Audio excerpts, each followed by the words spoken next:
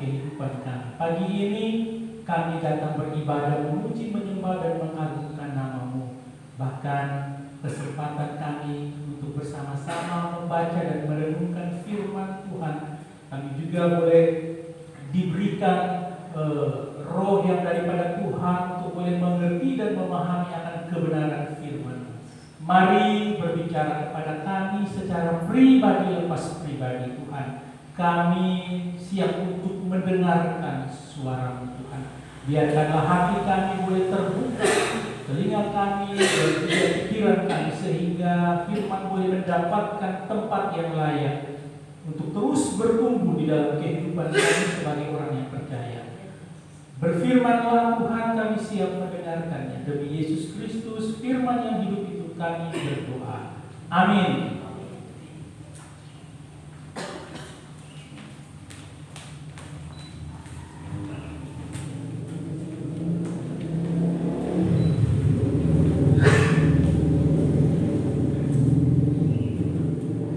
Baik, shalom. Selamat pagi Bapak Ibu. Nah, bagaimana kabarnya?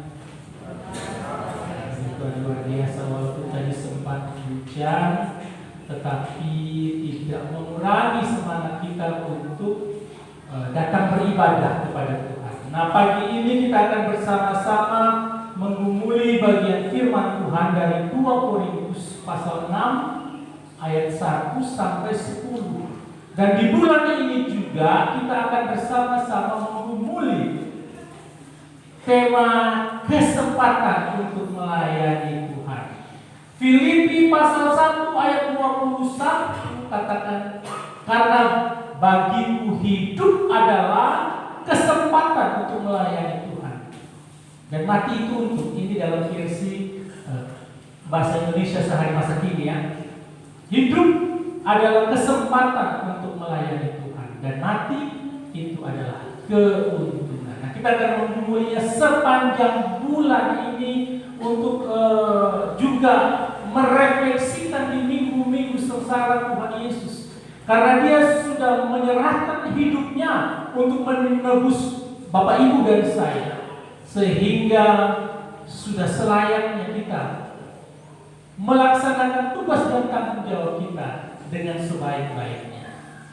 Ibu bapak yang dikasihi Tuhan Yesus Kristus, bagian firman Tuhan ini akan dibacakan oleh anak-anak sekolah minggu ya. Jadi 2 Korintus pasal 2 ayat 6 pasal 6 ayat 1 sampai ayat 10. Silakan. 2 Korintus pasal 6 ayat 1 sampai 10. Yang masuk mulai dari Keke, kemudian Feli, Amel, dan juga Mas David.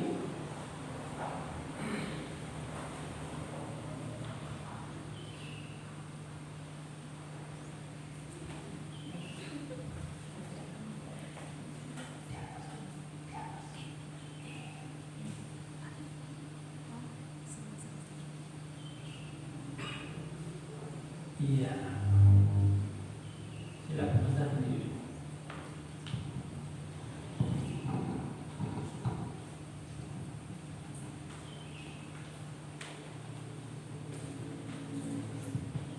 Korintus 6 ayat 2 Korintus 6 ayat 1 sampai 10. Beginilah bunyi firman Tuhan. Sebagai anak-anak sekerja bakti menasihatkan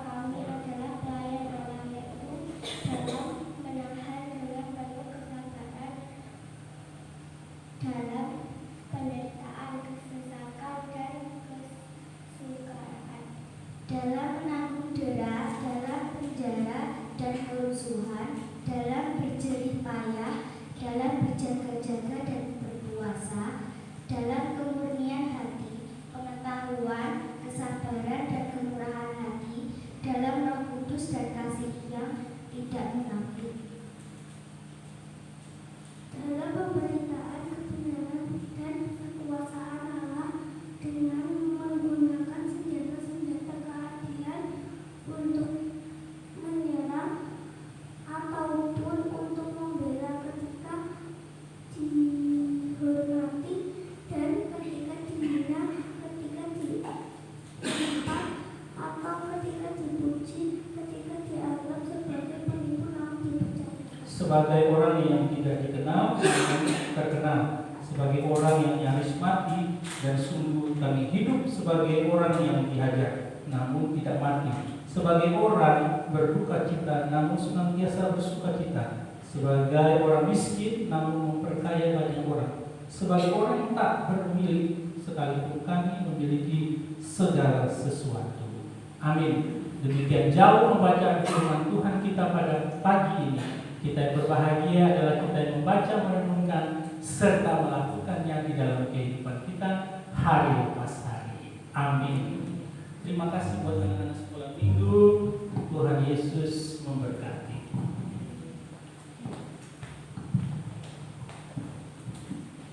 Ya, padahal kita sudah janjian ya. Sampai sini wajah buka kitabnya. Ya, ibu bapak yang dikasih Tuhan Yesus Kristus, anak-anak pun diberikan kesempatan untuk melayani. Ya, dengan membaca firman Tuhan pada pagi hari ini. Ya, anak-anak akan terus bertumbuh dan terus dibentuk oleh kebenaran firman Tuhan. Yang tua-tua juga bukan berarti tidak dibentuk oleh kebenaran firman Tuhan, tetapi lebih kepada lebih banyak kepada disegarkan oleh kebenaran firman Tuhan. Kalau sudah tua dibentuk pasti patah, karena pasti tidak mudah menerima kebenaran itu sendiri. Kalau sudah sungguh-sungguh menerima Kristus, maka firman Tuhan itu akan menjadi kekuatan, menjadi teguran di dalam kehidupan dan terus membentuk Bapak Ibu Saudara sekalian. Ya. Baik Ibu Bapak yang dikasihi Tuhan Yesus Kristus, saya memberikan tema pada pagi ini, yaitu jangan buang kesempatan. Di dalam bacaan 2 Korintus pasal 6 ayat 1 sampai dengan ayatnya yang ke-10 dengan nats pembimbing dikatakan, sebagai teman-teman sekerja kami menasihatkan kamu supaya kamu jangan membuat menjadi sia-sia kasih karunia Allah yang telah kamu terima. Itu terjemahan bahasa baru, terjemahan baru ya. Firman Allah yang hidup dia katakan ini, sebagai teman sekerja Allah, kami memohon supaya saudara jangan menyia-nyiakan berita menakjubkan mengenai kebaikan Allah yang besar ini. Dan dalam bahasa Indonesia sehari-hari, karena kami bekerja bersama-sama dengan Allah, maka kami mohon dengan sangat janganlah kalian menyia-nyiakan kebaikan hati Allah itu. Jadi Ibu Bapak yang dikasihi Tuhan Yesus Kristus, Paulus mau menyampaikan bahwa dia adalah teman-teman sekerja, dan dia menasihatkan kita supaya jangan kita menyia-nyiakan kasih karunia. Jangan kita menyia-nyiakan apa yang Tuhan sudah anugerahkan kepada kita. Atau bisa saya katakan, jangan kita menyia-nyiakan waktu yang Tuhan sudah berikan kepada kita masing-masing. Nah, di dalam 2 Korintus ini secara keseluruhan surat 1 dan secara keseluruhan surat 2 Korintus itu ada 4 hal yang disampaikan di dalam surat Korintus, baik 1 Korintus maupun 2 Korintus. Nah, yang pertama, terjadinya hubungan yang rusak di dalam jemaat atau gereja. Sudah mulai timbulnya perpecahan, ada mulai perpecahan di 1 Korintus 1 ayat 12. Mbak Vika bisa baca bagi kita. 1 Korintus 1 ayat 12.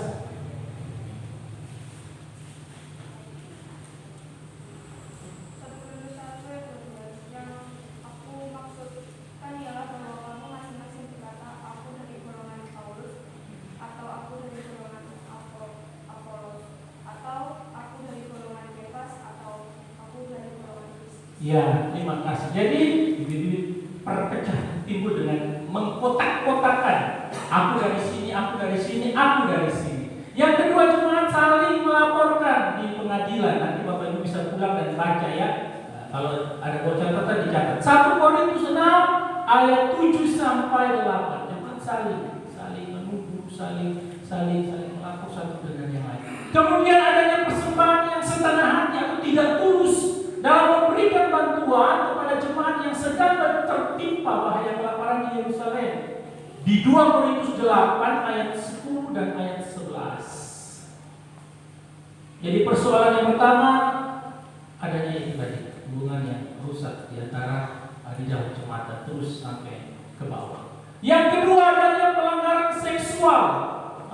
Mereka terjebak di dalam pemahaman bahwa beranggapan tubuh mereka bebas melakukan apa saja. Itu di 1 Korintus 5 ayat 2. Jadi ada pemahaman Yunani di sana memisahkan antara roh dan jiwa sehingga mereka merasa tubuh kita ini bebas untuk melakukan apa saja. Praktek yang terjadi kemudian adalah mereka sebebas-bebasnya mengambil lebih dari satu suami, mengambil lebih dari satu istri, dan terus bahkan ada yang mengajarkan dan mengagumi selibat. Nah, itu di 1 Korintus 7 ayat 2 sampai ayatnya yang kelima. Itu yang kedua. Yang ketiga adanya penyelewengan di dalam ibadah. Soal berhala ataupun sikap tidak hormat di dalam ibadah.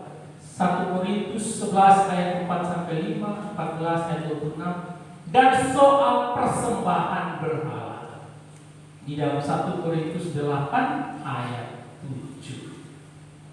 Jadi itu terjadi penyelewengan di dalam persekutuan atau ibadah yang mereka lakukan. Dan yang terakhir adalah penolakan soal kerasulan Rasul Petrus. Di 1 Korintus 1 ayat 12 tuduhan bahwa Paulus menyamar sebagai hamba kebenaran. 2 Korintus 11 itu ayatnya. Jadi 2 Korintus 11 ayat 12 sampai ayat 15. Jadi 4 persoalan yang besar yang terjadi di dalam jemaat Korintus sehingga Paulus merasa perlu untuk menyampaikan surat tersebut. Dan surat yang kita baca di dalam 2 Korintus memang menekankan, konteks surat di sini menekankan bagaimana terjadinya pertikaian dan orang-orang dari golongan-golongan lain memfitnah Paulus bahwa Paulus bukan rasul. Paulus adalah rasul palsu yang memberitakan Yesus. Paulus dikatakan bahwa di situ dikatakan bahwa tindakan Paulus meninggalkan mereka terburu-buru akhirnya menjadi hal yang disesalinya di kemudian hari. Memang ketika ada persoalan ini Paulus meninggalkan. Ketika dia dituduh bahwa dia bukan rasul, dia sedang menyebarkan ajaran-ajaran palsu, dia lawan mengklaim bahwa dia bukan rasul daripada Yesus Kristus, kemudian dia meninggalkan. Dan itu memang disesali oleh Paulus. Tetapi ini jelas menimbulkan tuduhan-tuduhan yang akhirnya orang-orang Kristen di Korintus yang ditinggalkan dalam keadaan yang kacau di tengah-tengah pertikaian yang belum diselesaikan oleh Rasul Paulus. Tapi kemudian dia menyelesaikannya dengan menulis surat ini. Dia menulisnya di Makedonia ya. Nah, alasan Paulus menulis surat ini, dia menulis ketika dia berada di Makedonia setelah mendengar pertumbuhan jemaat itu kemudian menjadi tidak sehat, terutama soal akhir zaman atau eskatologi. Mereka jemaat merasa mereka lebih baik dari jemaat yang lain, mereka lebih unggul, mereka lebih kuat, dan mereka merasa bahwa mereka adalah jemaat yang diberkati di zaman yang akan datang. persoalan yang tidak kecil. Ini persoalan tentang pengajaran yang sangat besar dan memerlukan pikiran tenaga untuk dia dapat kembali meluruskan ajaran-ajaran yang telah bengkok tersebut. Ibu bapak yang dikasihi Tuhan Yesus Kristus, tentu di dalam konteks inilah Rasul Paulus yang pernah hidup di sana selama setahun kalau tidak salah, terpanggil untuk mengingatkan jemaat supaya berhati-hati agar mereka bisa bertumbuh menjadi gereja yang sehat. Berhati-hati dengan pengajaran-pengajaran yang palsu. Nah, di dalam bacaan kita ini dibagi menjadi dua bagian besar, Bapak Ibu ya. Yang pertama di ayat 1 dan ayatnya yang kedua. Yang kedua di ayat 3 dan di ayat 3 sampai dengan ayatnya yang ke-10. Nah, mari kita lihat bagian pertama dari 2 Korintus pasal 6 ayat 1 dan ayatnya yang kedua. Di sini Paulus mau mengingatkan mengenai tanggung jawab orang-orang beriman, mengenai tanggung jawab orang-orang yang sudah menerima kasih karunia Allah. Kalau kita ditanya apa tanggung jawabmu sebagai orang beriman, apakah jawabmu? Bapak Ibu jemaat. Di sini Paulus mengingatkan jemaat tersebut. Jadi di bagian pertama ayat 1 sampai ayat 2, Paulus mengingatkan tentang tanggung jawab mereka sebagai orang-orang yang menerima, yang sudah menerima anugerah kasih karunia. Di ayat 1 dikatakan, sebagai teman-teman sekerja, kami menasihatkan kamu supaya kamu jangan membuat menjadi sia-sia kasih karunia Allah yang telah kamu terima. Jadi teman-teman sekerja itu dia menggunakan kata synergio atau rekan kerja. Sebab sebagai teman-teman sekerja atau rekan kerja, sebagai rekan kerja. Jadi synergio ini memiliki 3 pengertian di dalamnya. Pengertian yang pertama, Paulus ingin menyampaikan bahwa dia dan rekan-rekan penginjilannya, karena itu juga kan ada rekan penginjilan yang menyampaikan info tentang Korintus ya. Dia dan rekan-rekan penginjilannya rekan-rekan penginjilannya adalah rekan sekerja Allah. Yang kedua, pengertian kedua, Rasul Paulus juga mau menyampaikan bahwa Rasul Paulus adalah mitra Kristus atau rekannya Kristus di dalam melaksanakan tugas dan pekerjaan pemberitaan Injil.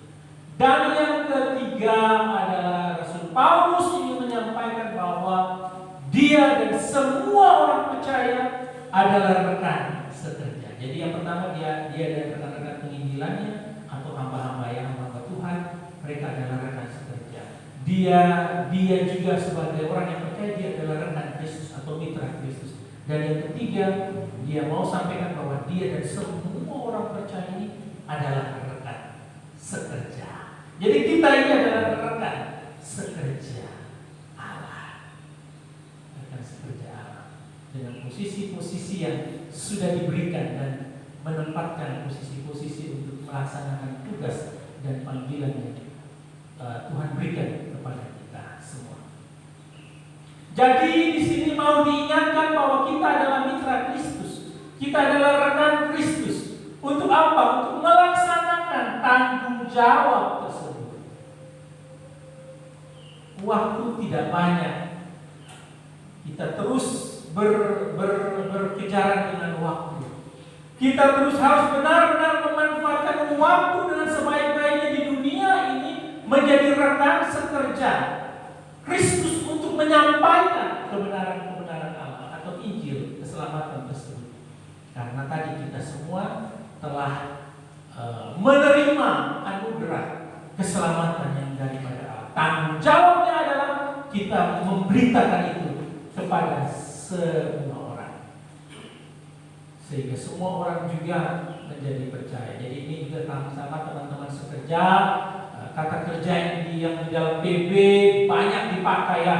dipakai di dalam Markus 16 ayat 20, Roma 8 ayat 28, 1 Korintus 16 ayat 16, Yakobus 2 ayat 22. Yang di sini terdapat kerjasama yang sejati sesudah keselamatan, sesudah menerima keselamatan. Filipi 2 ayat 12 sampai 13. Nah, contohnya di sini ya Bapak Ibu di Markus 16 ayat 20. Mereka pun pergilah memberitakan Injil ke seluruh penjuru, dan Tuhan turut bekerja dan meneguhkan firman itu dengan tanda-tanda yang menyertai. Mereka siapa? Mereka adalah rasul-rasul yang melihat kenaikan Kristus ke surga. Atau Filipi 2 ayat 12 dikatakan dalam versi firman Allah yang hidup ya. Saudara-saudara sekalian yang saya kasih, ketika saya berada bersama-sama dengan saudara, saudara selalu berusaha menaati petunjuk-petunjuk saya. Sekarang pada waktu saya jauh, saudara harus lebih banyak berusaha untuk mengerjakan hal-hal yang baik sebagai buah keselamatan. Menaati Allah dengan penuh hormat serta takut dan akan segala sesuatu yang mungkin tidak menyenangkan hatinya. Ayat 13. Sebab Allah bekerja di dalam saudara dan menolong saudara agar berkeinginan untuk menaati Dia serta melaksanakan kehendaknya. Jadi Ibu Bapak yang dikasihi Tuhan, Yesus Kristus versi ini mengatakan bahwa berusaha untuk mengerjakan hal-hal yang baik sebagai buah keselamatan, atau kalau di Filipi 2 terjemahan baru, kerjakanlah keselamatan. Nah, kerjakan keselamatan bukan berarti anugerah itu tidak cukup, bukan. Tetapi itu sebagai bentuk dari buah keselamatan yang kita terima. Kita sudah diselamatkan, bentuk kita bersyukur karena kita sudah diselamatkan. Kita menghasilkan buah-buah keselamatan melalui perbuatan kita sekalian. Kemudian mengenai sia-sia di sini Paulus selalu mencari bukti-bukti yang nyata dari kuasa Injil di antara orang-orang yang dimenangkan olehnya. Contoh di 1 Tesalonika 3 ayat 5 dikatakan, itulah sebabnya maka aku karena tidak dapat tahan lagi telah mengirim dia supaya aku tahu tentang imanmu, karena aku khawatir kalau kamu telah dicobai oleh si penggoda, dan kalau usaha kami menjadi sia-sia. Jadi ada usaha-usaha yang disampaikan oleh Paulus di dalam pemberitaan Injil itu jangan sampai menjadi sia-sia, karena ketika dia memberitakan justru tidak ada yang mau mendengarkan, apalagi mau menerima berita keselamatan tersebut. Paulus mengingatkan di 1 Tesalonika 2:13 juga demikian. Dan karena itulah kami tidak putus-putusnya mengucap syukur juga kepada Allah, sebab kamu telah menerima firman Allah yang kami beritakan itu, bukan sebagai perkataan manusia, tetapi dan memang sungguh-sungguh demikian, sebagai firman Allah yang bekerja juga di dalam kamu yang percaya. Sebab kamu telah menerima firman Allah yang kami beritakan. Jangan menjadikan itu sia-sia di dalam kehidupan. Artinya keselamatan yang kita terima jangan sampai itu justru tidak menyelamatkan Bapak Ibu dan juga saya. Nah, Bill Graham, mungkin Bapak Ibu pernah dengar, seorang pendeta besar bahwa dia berkata tentang kasih karunia atau anugerah tadi, yang tadi dikatakan di ayat 1 bahwa supaya kamu jangan membuat menjadi sia-sia karunia Allah yang telah kamu terima. Billy Graham berbicara tentang 5 hal tentang karunia. Yang pertama, dia berbicara tentang karunia itu adalah kesetiaan memikul salib meski tidak populer di mata dunia. Terus pikulah salib. Kita masing-masing terus kita menyangkal diri, pikul salib untuk menerima kasih karunia Allah, untuk mengikuti Kristus sebagai Tuhan dan Juru Selamat. Yang kedua, tidak membuang-buang waktu, karena waktu yang kita terima saat ini adalah pinjaman dari Allah. Waktu sangat-sangat penting, sehingga jangan sampai kita menyia-nyiakan kesempatan untuk kita memberitakan Injil, untuk kita melayani Tuhan, untuk kita menghasilkan buah-buah sesuai dengan pertobatan yang kita alami di dalam kehidupan kita hari lepas hari. Nah, terkadang kalau berbicara waktu ini, apalagi di zaman sekarang dengan perkembangan yang terus meningkat dan kebutuhan yang terus meningkat, wah, waktu itu penting sekali. Ya, waktu adalah uang, katanya. Ada pernyataan yang mengatakan demikian, waktu adalah uang. Sehingga banyak orang yang menghabiskan waktunya untuk hal tersebut. Tuhan juga sebenarnya tidak mau kita malas ya, tapi kita juga bekerja. Tetapi Tuhan juga mau kita benar-benar mengelola waktu kita dengan sebaik-baiknya. Ada waktu di mana kita beribadah, ada waktu di mana kita mendengarkan firman, ada waktu di mana kita bersekutu bersama-sama saudara seiman, ada mana di mana waktu kita bersama-sama bersaat teduh atau bersaat teduh pribadi lepas pribadi di rumah kita masing-masing. Atau ada waktu di mana kita memberikan itu untuk melayani Tuhan. Nah, terkadang kita hitung-hitungan waktu ya. Waduh, waktu mepet ini. Hanya bisa ikut sampai khotbah saja setelah itu pulang. Padahal Tuhan sudah berikan waktu yang begitu banyak. Kita hitung-hitungan dengan Tuhan, kita mulai memikirkan kalau aku pergi ke sini nih, aku nanti bagaimana pekerjaanku, kalau aku pergi persekutuan bagaimana nanti ini dan itu. Kita mulai mengatur waktu. Atau bagaimana kita bisa melihat begitu banyak orang yang sibuk dengan waktunya tanpa memberikan waktu itu yang terbaik kepada Tuhan. Kita biasanya memberikan ya sisa-sisa waktu kita. Jadi sudah lelah kita berikan waktu untuk Tuhan. Sebenarnya waktu yang seger-seger itu atau usia-usia kita yang masih seger inilah yang kita berikan untuk Tuhan. Bagaimana dengan kita di jemaat masa kini atau di jemaat kita di GKK Bogor?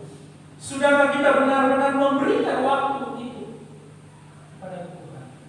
Kita masih hitung-hitungan dengan Tuhan. Nah, waktu saya pertama kali ke sini ini, waktu mulai kami rapat dan persekutuan, yang senior-senior bilang kita mengadakan kegiatan nih. Yang senior-senior bilang, waduh kalau jam-jam segini nih nggak bisa. Kenapa nggak bisa ini? Pengurus ini ngarit nih. Jam 3 mau buat kegiatan. Saya dalam hati berpikir kenapa ya? Apa pekerjaan? Lalu saya karena saya baru ya, saya berpikir oh iya ya, ternyata itu pekerjaan rutin atau pencaharian mata pencaharian jemaat pada umumnya di wilayah kita. Sehingga ketika bilang ada kegiatan pembinaan mulai dari waktunya ngarit, waktunya kerja dan lain sebagainya, tidak ada waktu untuk itu. Nah, akhirnya saya berpikir-pikir kalau paksa pun juga di jemaat GKK Bogor ini wah pasti tidak jadi, ya kan? Dengan itu saya bilang ayo Bapak Ibu mari kita bersama-sama, contohnya ya kita kerja bakti dekorasi gereja jam 3 atau jam 4. Harapan saya sih datang semua tuh biar tuh istilahnya bersama jemaat atau semua kan enak sambil bergotong-royong. Tapi karena waktu tadi, sehingga saya berkata, saya berkompromi sendiri. Ya kalau yang punya waktu silakan datang. Kan gitu kalau saya selalu ya. Dan saya mulai belajar kalau ada yang punya waktu silakan. Kalau yang masih sibuk tidak apa-apa. Ya. Cuma jadi persoalan. Persoalan kenapa?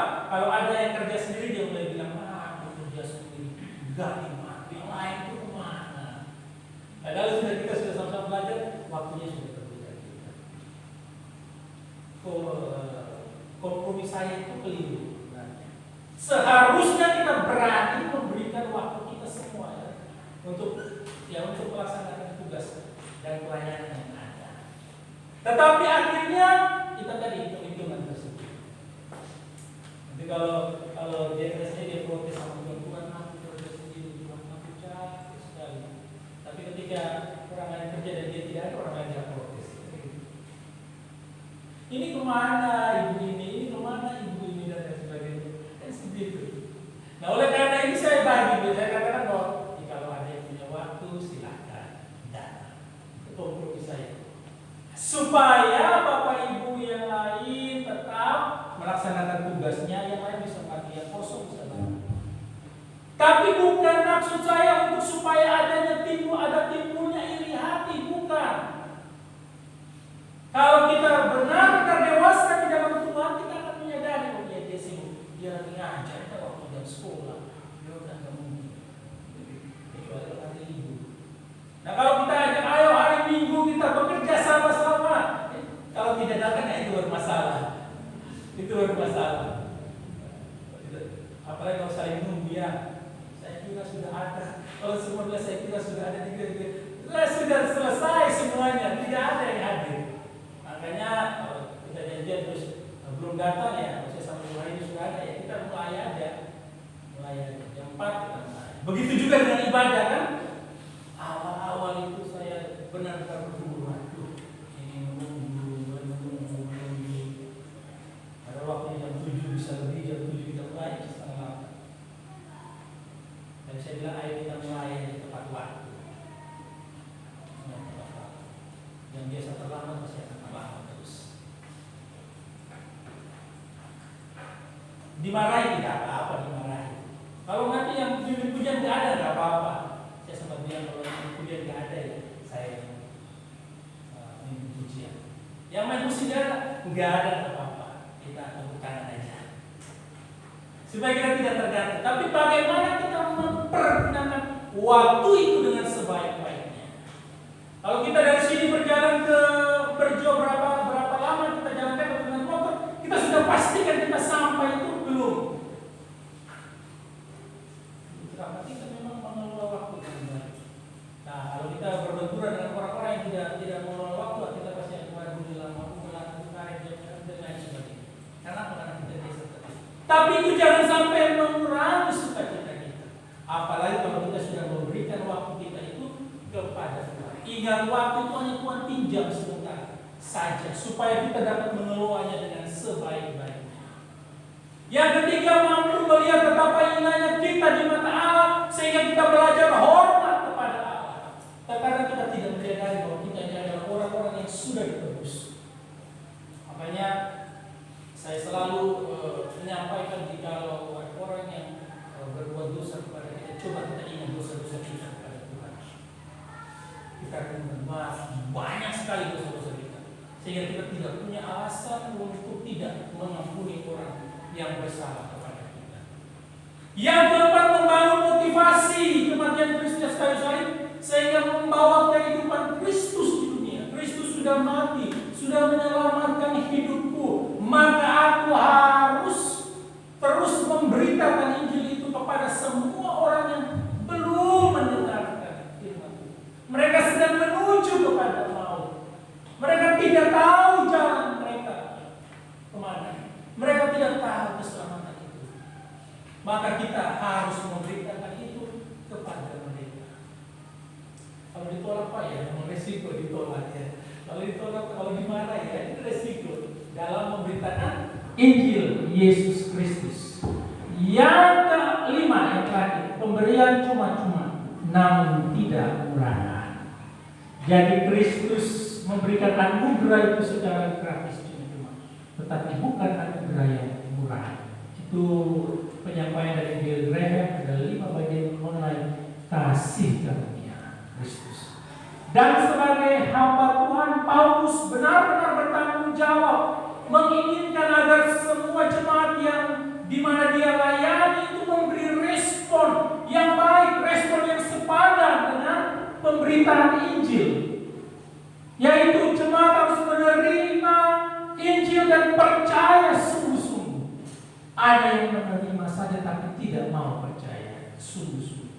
Sehingga ketika ada pengajaran-pengajaran palsu, rasul-rasul palsu, nabi-nabi palsu datang, mereka mulai goyah. Tetapi Paulus menginginkan jemaat menerima Injil dan percaya sungguh-sungguh. Yang kedua, Rasul Paulus menginginkan agar jemaat saling mengingatkan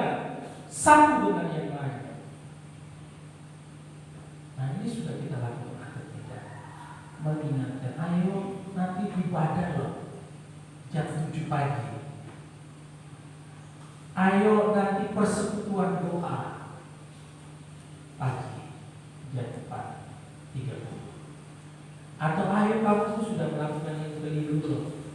Saya ingatkan kamu ya. Mengingatkan bukan berarti karena kita lebih bersih, lebih suci, tidak ya. Tetapi mengingatkan supaya menolong. Karena kita melihat sesuatu yang tidak benar terjadi. Kalau kita abaikan maka kita yang salah.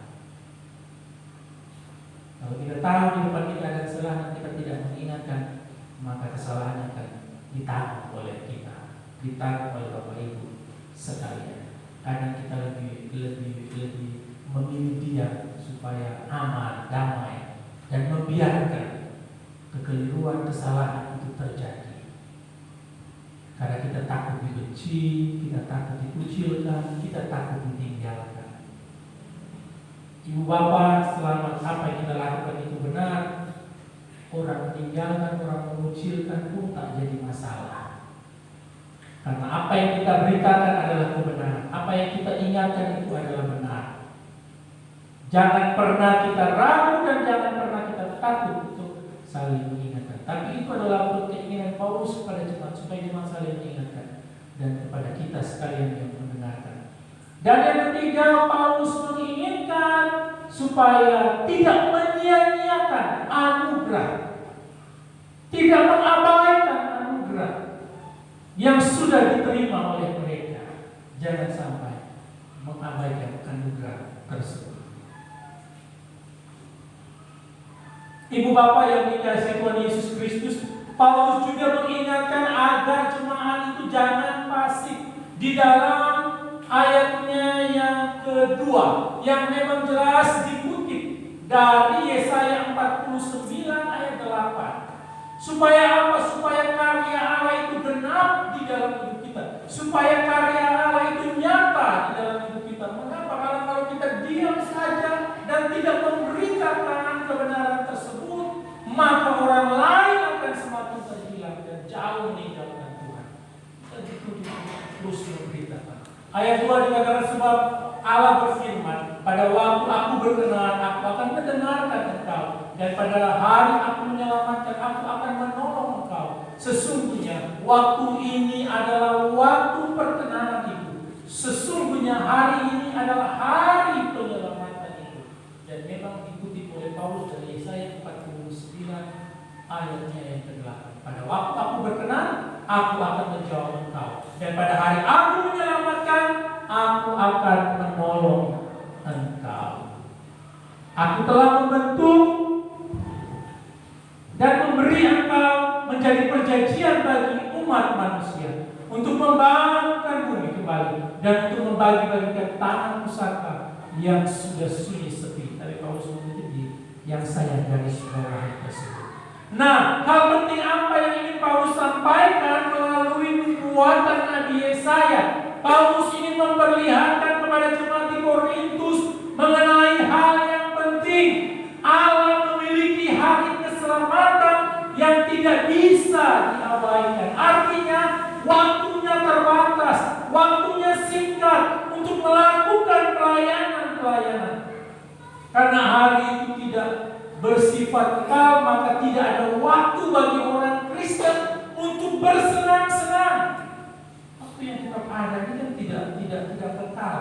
Waktu bisa habis, berlalu begitu saja. Tetapi sudahkah kita menjadi pembawa berita kebenaran itu? Waktunya sudah tidak ada lagi, maka itu jangan buang-buang waktu dan kesempatan yang Tuhan sudah berikan kepada kita. Memang ada kairos ya, waktunya Tuhan untuk kita bisa dapat melaksanakan. Dan kalau kita tidak melaksanakan, maka kita tetap lewat begitu saja. Kalau waktu yang kita pakai waktu detik, menit, jam dan hari, itu tidak ada yang kekal, karena semua akan berganti hari demi hari, jam demi jam, dan detik demi detik. Tetapi Paulus mau mengingatkan melalui dia mengutip bagian ini bahwa waktu itu singkat, waktu terbatas.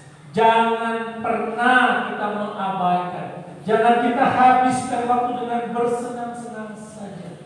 Karena setelah dari sini, Bapak, Ibu, dan saya pun tidak akan membawa semua yang kita sudah miliki. kita akan kembali juga dengan kosong. Jadi waktu yang fana yang singkat ini jangan kita membuatnya seperti kita ini akan hidup terus di dunia ini, tidak. Oleh karena itu kemarin saya katakan sesuatu yang kita kerjakan untuk hal yang fana, kita bisa begitu semangat, begitu getol, akan membuang waktu-waktu kita bersama Tuhan. Tetapi ketika waktu untuk Tuhan, kita hitung-hitungkan. Waktu yang berbicara tentang kekekalan, kita tidak sungguh-sungguh. Waktu yang berbicara tentang keselamatan kita tidak memberikan telinga, tidak memberikan hidup kita, tidak memberikan diri kita dengan sepenuhnya. Nah, ini yang dikatakan logika terbalik dari setiap manusia yang memikirkan dan melaksanakan hal tersebut. Filipi 2 ayat 12 sampai 13, contoh ini Bapak-Ibu, saya menyampaikan seperti yang dikatakan di dalam Yesaya 49 tentang waktu, jadi tidak ada waktu lagi untuk bersenang-senang, berleha-leha. Karena itu tetaplah kerjakan keselamatanmu dengan takut dan gentar. Bukan seperti waktu aku masih hadir, tetapi terlebih pula sekarang waktu aku tidak hadir. Jadi waktu Paulus ada di tengah-tengah jemaat melakukan itu. Tapi Paulus mau supaya ketika dia tidak ada pun jemaat melaksanakan itu dengan takut dan gentar. Dan terkadang kita ada orang baru kita melakukan. Tidak ada orang kita tidak melakukan. Kalau kita di sekolah juga begitu, ada guru kita tidak. Tidak ada guru kita tidak. Paulus tidak mau jemaat cuma melakukan pemberitaan Injil keselamatan oleh karena dia masih ada di tengah-tengah mereka. Ketika dia tak ada pun jemaat harus tetap semangat untuk memberitakan itu. Karena apa? Karena itu berbicara tentang hubungan kau dengan Allah. Hubungan pribadi yang tidak akan membawa orang lain, keluarga dan lain sebagainya. Hubungan saya dengan Allah, hubungan Bapak Ibu dengan Allah. Tentang bagaimana kita melakukan pelayanan untuk hormat dan kemuliaan Allah. Ayat 3 mengatakan karena Allah lah yang mengerjakan di dalam kamu, baik kemauan maupun pekerjaan menurut kerelaan. Kembali lagi bahwa segala sesuatu itu dikerjakan oleh Allah. Melembutkan hati, mengeraskan hati, menggerakkan hati, dan menyadarkan hati kita hanya Allah yang mengerjakan segala sesuatu. Kalau kita diingatkan dan tidak sadar, maka itu adalah free will-nya manusia yang memilih untuk melawan kepada Allah. Tanggung jawab pasti harus diterima. Kalau firman Allah ini dari saya baca saudara, harus lebih banyak berusaha untuk mengerjakan hal-hal yang baik sebagai buah keselamatan. Karena waktu kita terbatas. Oleh karena itu pergunakan kesempatan, pergunakan anugerah itu dengan sebaik-baiknya. Dan yang ketiga, yang terakhir, ayat kedua, bagian kedua, ayat 3 sampai ayat 10, tanggung jawab hamba Allah sebagai cerminan Injil. Dan Paulus menyampaikan dia punya tanggung jawab, tapi tanggung jawab yang dia terima tidak mudah, Bapak Ibu. Dan tanggung jawab itu juga akan diterima oleh kita yang percaya kepada Kristus. Paulus berupaya dalam mengerjakan keselamatan, dia tidak menjadi batu sandungan bagi orang lain. Di ayat-ayatnya yang ketiga dikatakan dalam hal apapun kami tidak memberi sebab orang tersandung, supaya pelayanan kami jangan sampai dicela, jangan sampai pelayanan kita diejek, dihina dan dicela oleh karena kita sendiri yang mengabaikan pelayanan tersebut, yang tidak melaksanakan dengan baik, bahkan kita sendiri yang melakukan atau mencacatkan pelayanan yang sudah ada, yang sudah dibangun. Kalau di dalam firman Allah yang hidup mungkin lebih jelas dikatakan, kami berusaha hidup sedemikian rupa sehingga tidak seorang pun akan merasa tersinggung, dan tingkah laku kami tidak akan menghalangi orang mencari Tuhan, supaya tidak seorang pun dapat mencela kami dan menyalahkan kami. Jadi segala sesuatu yang kita lakukan jangan sampai menjadi batu sandungan, terutama soal makan dan minum pernah disinggung oleh Paulus. Tetapi kalau orang tersinggung oleh karena pemberitaan firman dan itu mengenal di hatinya, ya biarkan saja. Karena firman sedang bekerja di dalam hatinya. Bukan kita dengan sengaja menyampaikan itu, dan menyampaikan firman Tuhan dengan konflik yang benar, dan itu harus diterima dengan hati yang lapang. Karena firman akan mengoreksi kepada saya. Sebaliknya, sikap dan tindakan Paulus selalu menunjukkan bahwa ia hidup takut akan Tuhan. Di dalam setiap pelayanan-pelayanan dia terus menunjukkan bahwa ia adalah orang yang sudah menerima keselamatan tersebut. Sikap ketika menanggung kesulitan dan penderitaan yang Paulus ajarkan kepada kita di ayat 4 dan 5 adalah sabar. Sebaliknya, dalam segala hal kami menunjukkan bahwa kami adalah pelayan Allah, yaitu dalam menahan dengan penuh kesabaran, dalam penderitaan, kesesakan dan kesukaran, dalam menanggung deraan, dalam penjara dan kerusuhan, dalam berjerih payah, dalam berjaga-jaga dan berpuasa. Kalau dalam bahasa Indonesia sehari-hari dikatakan begini. Sebaliknya, dalam segala hal kami menunjukkan bahwa kami adalah hamba-hamba Allah. Sebab segala macam kesukaran sudah kami derita dengan sabar.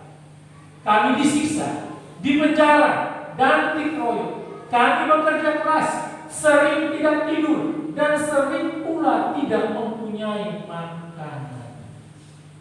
Jadi dalam pemberitaan Injil, kita harus menerima segala konsekuensi yang ada. Paulus menerima semua itu. Kalau kita sekarang mungkin tidak sekejam Paulus, ya paling kalau kita menyebarkan Injil kita ditangkap, ya, karena ada undang-undang jangan menyampaikan ajaran kepada orang yang sudah beragama. Kalau kita menyampaikan itu pasti ditangkap. Kalau mau sampaikan kepada orang yang belum beragama. Tetapi itu bukan menjadi penghalang bagi kita untuk terus memberitakan Injil. Ya, saya tidak lagi mengajarkan agama Kristen, saya lagi memberitakan Injil. Tinggal bisa bilang begitu, ya. Jangan gitu aja.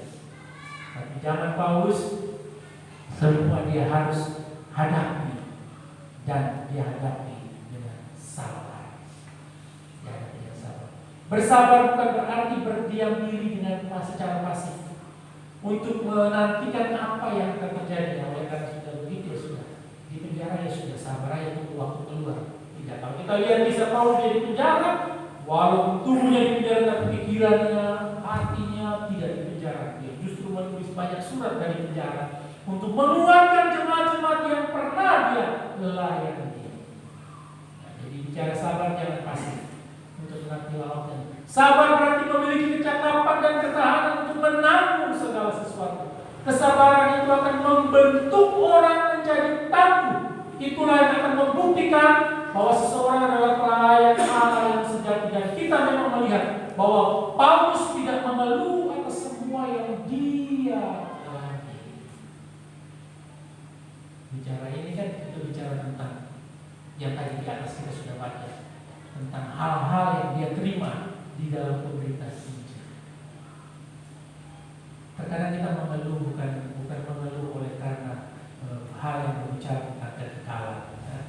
Kita mengeluh karena kita yang memang melakukan salah. Kita mengeluh karena kehidupan kita tidak semakin lebih baik. Kita mengeluh oleh karena pergumulan hidup pribadi kita. Kita terus mengeluh. Dan saya yakin bahwa kita semua punya pergumulan. Tapi jangan buang waktu untuk hal-hal tersebut, menangisi hal-hal tersebut, tetapi arahkan pandang kita kepada Kristus dan lakukan tugas dan tanggung jawab kita sebagai orang percaya untuk memberitakan Injil. Yang itu bagian Tuhan. Kita lakukan bagian kita. Tapi sayangnya kita justru terlena dan buang waktu dengan hal-hal fana itu. Ya kita harus memikirkan pergumulan terus, memikirkan masalah, memikirkan kesalahan yang kita buat, memikirkan dosa yang kita buat, dan kita sudah tidak bisa maju-maju lagi dan tidak bisa bertemu. Itu yang kita pikirkan. Justru itu yang membuat kita tidak tahu apa yang harus kita lakukan sebagai orang yang sudah diselamatkan. Ingat bahwa ada bagian Tuhan dan ada bagian kita. Jangan coba-coba ambil bagian Tuhan. Kalau kita tidak bisa menyelesaikan pergumulan kita, itu berarti bagian Tuhan. Tetapi sayangnya kita lebih cenderung untuk memilih mengambil bagian Tuhan. lalu mengabaikan bagian kita. Ya, kemudian kalau Tuhan renungkan baik-baik, tanpa kita sadari itu kita lakukan. Tapi kalau kita fokus terus kepada Kristus, cintai Dia, melaksanakan tugas dan tanggung jawab kita sebagai orang yang percaya, memberitakan ini, melakukan pelayanan, melakukan dengan baik, dengan tulus, dengan ikhlas, maka bagian kita yang kita tadi itu dilakukan oleh Tuhan. Karena itu firman Tuhan bilang, jangan kamu khawatirkan apa yang kamu pakai, kamu makan, kamu minum. Karena yang di luar sana burung-burung yang tidak melakukan apapun dipelihara oleh Tuhan, apalagi kau yang begitu berharga. Itu mau mengajak kita supaya kita tidak menghabiskan waktu kita untuk memikirkan hal-hal tersebut, sehingga kita lupa tugas dan tanggung jawab kita sebagai orang yang percaya. Tetap murni. Nah, kemurnian hati, pengetahuan dan kesabaran dan kemurahan hati dalam Roh Kudus dan kasih yang tidak munafik dalam memberitakan kebenaran dan kekuasaan Allah, dalam menggunakan senjata-senjata keadilan untuk menyerang ataupun untuk membela, ketika dihormati dan ketika dihina, ketika diumpat, ketika dipuji, ketika dianggap sebagai penipu namun dipercayai. Paulus berbicara tentang apa yang semua yang dialami, tetapi hatinya tetap bersih. Orang mau buat bagaimanapun juga, jikalau hatinya bersih, dia akan terhindar dari yang namanya itu tadi. Sakit hati, walaupun dihina, tidak dihormati, walaupun orang menyerang dan lain sebagainya, orang benci, dia tidak akan mengalami itu. Kenapa? Karena hatinya murni. Ibu bapak yang dikasihi Tuhan Yesus Kristus, selalu saya ingatkan bahwa jikalau ada persoalan dan orang tiba-tiba membenci kita tanpa alasan, berdoalah bagi dia. Katakan, Tuhan, kalau saya salah, tegur ingatkan saya. Tapi kalau saya benar, maka Kau jadi pembela saya. Paulus lagi melaksanakan itu, sehingga dia tahu bahwa alam pembelanya dan hatinya tetap murni untuk apa? Untuk mengerjakan segala sesuatu. Kalau hati kita murni, kalau hati kita bersih, maka segala sesuatu akan Tuhan selesaikan di depan kita. Walaupun itu tidak mudah. Tapi kalau hati kita jahat, hati kita munafik, hati kita penuh dengan curiga, hati kita penuh dengan perancangan kejahatan, karena Allah sudah melakukan hal yang jahat kepada kita, maka mohon maaf, kita sendiri sedang merusak diri kita. Mungkin orang lain sudah selesai, tapi kita masih menyimpan hal tersebut. Jadi tetap murni di dalam kita memanfaatkan waktu yang Tuhan sudah berikan. Waktu anugerah itu, sabar dan tetaplah murni. Dan di sini juga dikatakan menguatkan dan memperkaya, ayat 9 dan ayat 10 yang terakhir. Dunia tidak menghiraukan kami, tetapi kami dikenal oleh Allah. Kami senantiasa berada dalam ancaman maut, tetapi lihatlah, kami tetap hidup. Kami telah terluka, tetapi terhindar dari maut. Kami berduka cita, tetapi pada saat yang sama kami bersukacita di dalam Tuhan. Kami miskin, tetapi kami dapat memberikan kekayaan rohani kepada orang lain. Kami tidak memiliki apa-apa, tetapi kami menikmati segala-galanya. Ibu bapak yang dikasihi Tuhan Yesus Kristus, kualitas kerohanian Paulus selalu konsisten dan berkomitmen untuk melayani. Semua Paulus lakukan demi menjunjung kemuliaan Allah. Nah, standar itu juga harus berlaku bagi kita semua yang percaya. Kita yang juga ada di jemaat GKK. Semuanya harus jadi standar berlaku bagi kita yang terlibat dalam melayani Tuhan. Apapun peranan dan pelayanan kita, manfaatkan kesempatan melayani itu dengan sebaik-baiknya. Jangan buang waktu dan kesempatan, karena kita tidak tahu seberapa panjang waktu kita. Jika kita masih diberikan kesempatan itu, lakukan tanpa bersungut-sungut, tanpa alasan-alasan yang banyak, ataupun tanpa alasan yang sedang dibuat-buat. Karena Tuhan melihat hati, walaupun manusia tak tahu, tapi Tuhan tahu kedalaman hati masing-masing. Jadi minggu sengsara ini kita mau merespon kesempatan untuk melayani Tuhan ini dengan sebaik-baiknya, yaitu dengan mempergunakan waktu-waktu yang Tuhan sudah berikan kepada kita. Tuhan memberkati kita sekalian. Amin. Mari kita berdoa. Terima kasih Bapa buat waktu untuk mendengarkan firman-Mu. Terima kasih buat waktu untuk kami beristirahat dari semua aktivitas kami, untuk kami memuji, menyembah, meninggikan nama-Mu, dan kami duduk diam mendengarkan suara Tuhan. Mari berbicaralah dalam hati kami melalui firman. Terus koreksi kami Tuhan, karena kami ingin semakin hari semakin baik, semakin murni di hadapan Tuhan. Jikalau kami masih hitung-hitungan dengan Tuhan, ampuni kami. Jikalau kami masih belum memberikan waktu yang terbaik kepada Engkau, ampuni kami. Jikalau kami masih hitung-hitungan dengan Tuhan mengenai waktu, Tuhan ampuni kami. Pagi ini kami mau berkomitmen di dalam hati kami untuk memberikan waktu kami yang terbaik kepada Tuhan. Karena dengan demikian kami melaksanakan tugas dan tanggung jawab kami sebagai orang-orang yang Tuhan sudah selamatkan dengan memberikan karunia dan anugerah keselamatan tersebut. Terima kasih Tuhan Yesus, berkati jemaat kita terburuk. Tuhan menyelidiki setiap hati yang saat ini sedang duduk, dan Tuhan mendengarkan seruan hamba-hamba ini. Mari Tuhan menjawab setiap komitmen-komitmen dari hamba-hamba ini. Karena kami rindu bersama-sama bergandengan tangan untuk melayani Tuhan. Kami rindu bersama-sama bergandengan tangan memanfaatkan waktu-waktu kebersamaan kami ini untuk hormat kemuliaan bagi nama Tuhan saja. Terpujilah nama Bapa dan Yesus Kristus Tuhan dan Juru Selamat hidup kami. Kami